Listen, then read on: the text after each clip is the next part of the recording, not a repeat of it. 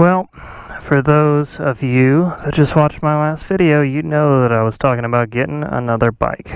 And I thought that I should explain this to you guys. Oh man, what am I doing? So what is this? Why do I have this? Why am I riding this? Yes, this does belong to me. Well, sort of. I'll explain that too. Let me find a road that I wasn't just on in my last video so that it's not so boring for you guys, and then we're gonna explain all of this.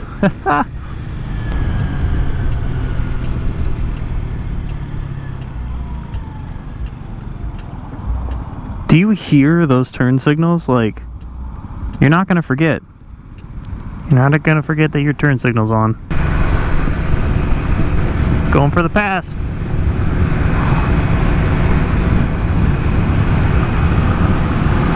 Oh, we're getting them. Oh, no, we're not. Uh-oh.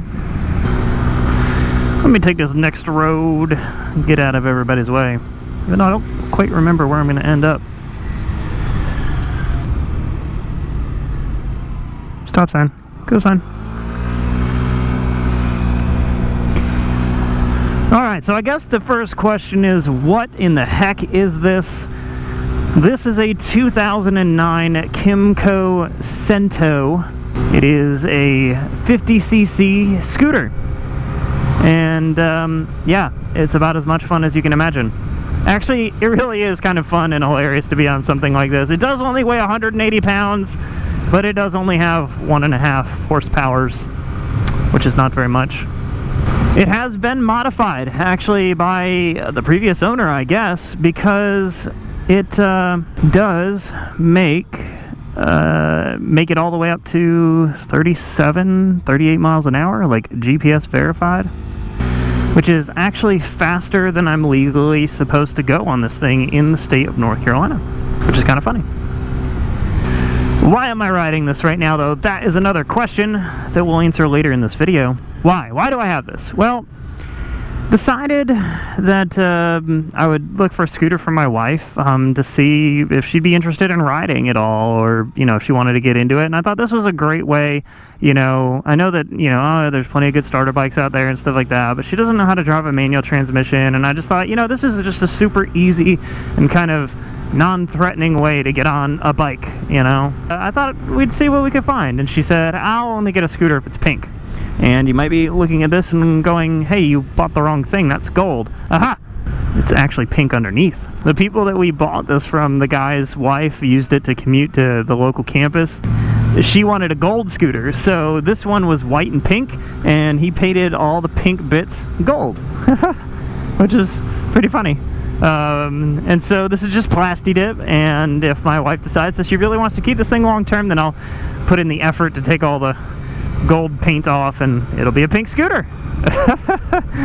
Why?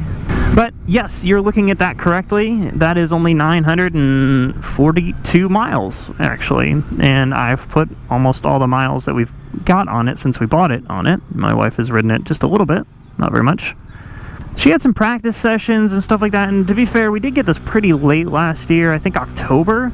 And, you know, she had some practice sessions on it and some other things like that, and rode a little bit, you know, by her house, but ultimately, like, it got pretty cold, and she just wasn't quite ready to be, like, running around on main streets, you know, especially where we got 45-mile-an-hour roads in certain places that you kind of have to use to get somewhere else, and, you know, oh, there's stuff going on there.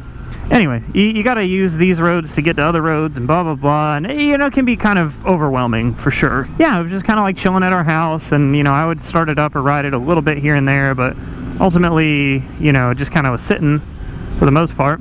You know, I think a video is always better than words.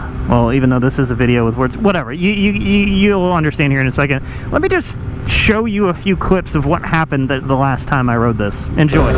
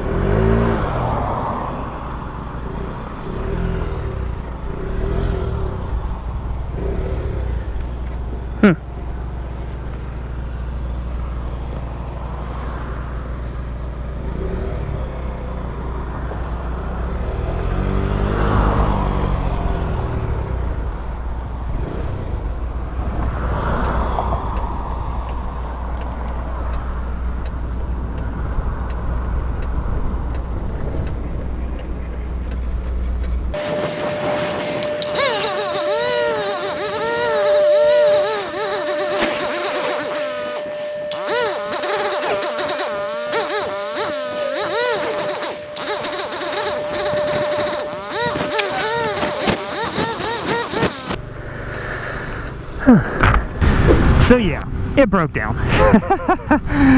So what actually happened there, because it was idling, as you could see, it would idle, and as soon as you give it the tiniest bit of throttle, boom, done. And as it turns out, there's a couple of jets in the carb, and I had to learn all this, right? I mean, I was like very vaguely familiar with carbs, and I'd done a little bit on my previous bike, my Ninja 250, to like, you know, like rebuild them with a lot of help from, like 100% help from my coworker.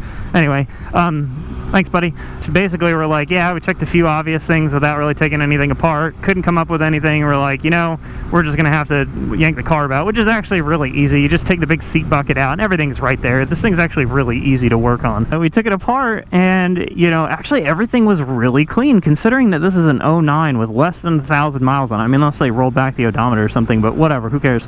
I mean, considering how clean the inside of the carb was, it was amazing. Like, it's almost like it was brand new, or maybe they had rebuilt it before. I mean, who knows? It's really hard to tell like what the deal is with that kind of stuff. We start looking, and there's like an obstruction in one of the carb jets, and we're like, okay, well, what is that? And I mean, again, it could have just been a piece of dirt, but honestly, it really looked like an ant, like literally A-N-T, the bug, like an ant. I mean, it's hard to tell, but like, I mean, if that wasn't it, something was jamming it up, that's for sure. And so, you know, remove that obstruction, put it all back together. Man, this thing is rocking out. I'm back at it now on this thing. I'm just getting it transported back home for my wife, and maybe, you know, the weather's getting better. Maybe she'll actually start riding it now, and you know, if not, then we'll just sell it. You know, it's not a big deal.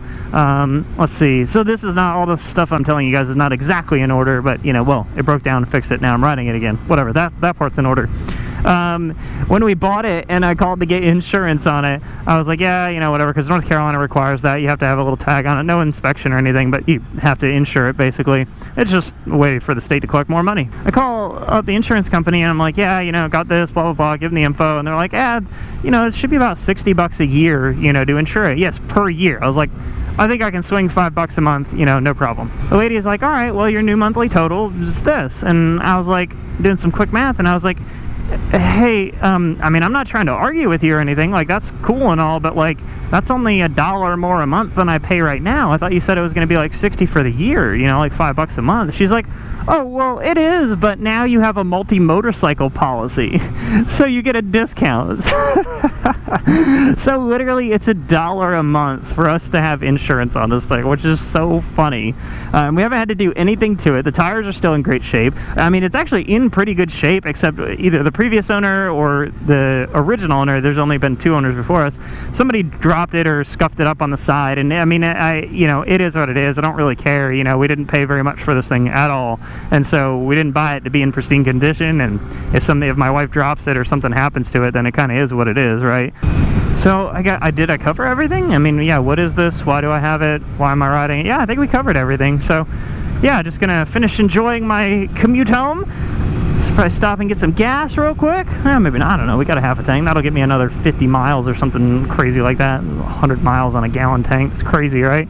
But I don't know, you guys may or may not see this again in the future. Probably not. I mean, I don't really ride it very much. I mean, you know, but I don't know, maybe you'll see it again. But that is why there is a big man on a little scooter. And yeah, I hope you guys enjoy the rest of your day. We'll see you on the next one. Bye. So we might be able to hit top speed here. Uh-oh, cars are braking. 36. Come on. Oh, there's so much wind. We're calling that 37, folks. We're calling it.